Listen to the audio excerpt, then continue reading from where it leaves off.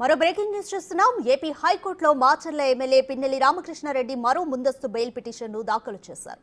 Polling తర్వాత జరిగిన ఘటనల్లో పిన్నెల్లిపై ఇప్పటికే 3 కేసులు నమోదయ్యాయి. ఈ కేసుల్లో ఒకదానికి సంబంధించి ఇప్పటికే ఆయన కాస్త ఊరట లభించింది. కానీ మిగతా కేసుల్లోనూ అరెస్టు చేయకుండా ఉండేందుకు ముందస్తు బెయిల్ పిటిషన్ను వేశారు ఆయన. నిన్న హౌస్ మోషన్ పిటిషన్ను దాఖలు చేశారు. అంతేకాదు అత్యవసరంగా విచారించాలని కోర్టుకు విన్నవించారు.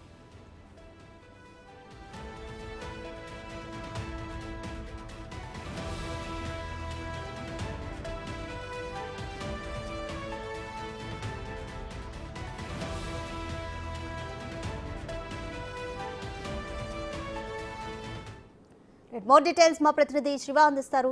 శివ, పోలింగ్ అలాగే పోలింగ్ తర్వాత జరిగిన గొడవలకు సంబంధించి 3 కేసుల్లోనూ బెయిల్ పిటిషన్ కోరుతూ కూడా పిన్నెల్లి పిటిషన్ వేశారు.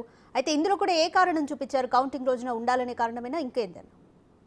అంటే ప్రధానంగా చూసుకుంటే రాజుగా మాచర్ల ఎమ్మెల్యే పిన్నెల్లి రామకృష్ణారెడ్డికి సంబంధించిన ఎన్నికల సంఘం ఆదేశాల ప్రకారం అలాగే చిట్టు దర్యాప్తు కొనసాగుతున్న నేపథ్యంలో మరొక 3 కేసుల్ని నమోదు చేయడం జరిగింది. వెల్దుర్తి మండలం కంటకొండ గ్రామంలో జరిగిన దౌర్జన్యానికి సంబంధించి ఒక కేసు, అలాగే మాచర్ల నియోజకవర్గ పరిధిలో కారంపూడి పట్టణంలో జరిగిన విధ్వంసానికి సంబంధించి మరొక కేసు, అలాగే కొండచింతల మండలం రెంటాల్లో జరిగిన విధ్వంసానికి సంబంధించి మరొక కేసు ఆయనపై కేసు నమోదు చేశారు. ఇప్పటికే పాలవైగట్ల ఈవీఎం ధ్వంసం కేసులో కూడా హైకోర్టు ఆయనకు మధ్యంతా బెయిల్ ఇచ్చింది. 5వ తేదీ వరకు కూడా ఆయన అరెస్ట్ చేయదని ఆదేశాలు జారీ చేసింది. తాజాగా ఇంకా మాచర్ల ఎమ్మెల్యే బయట ఉంటే విధ్వంసాలు జరిగే అవకాశం ఉంది.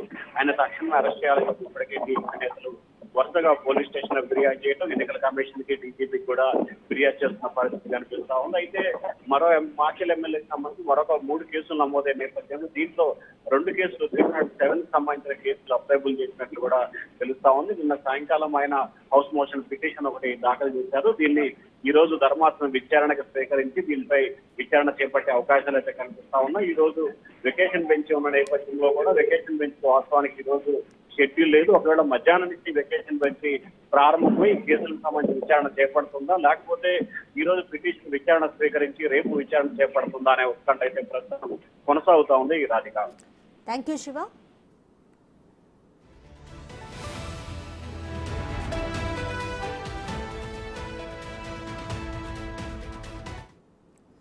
మరో బ్రేక్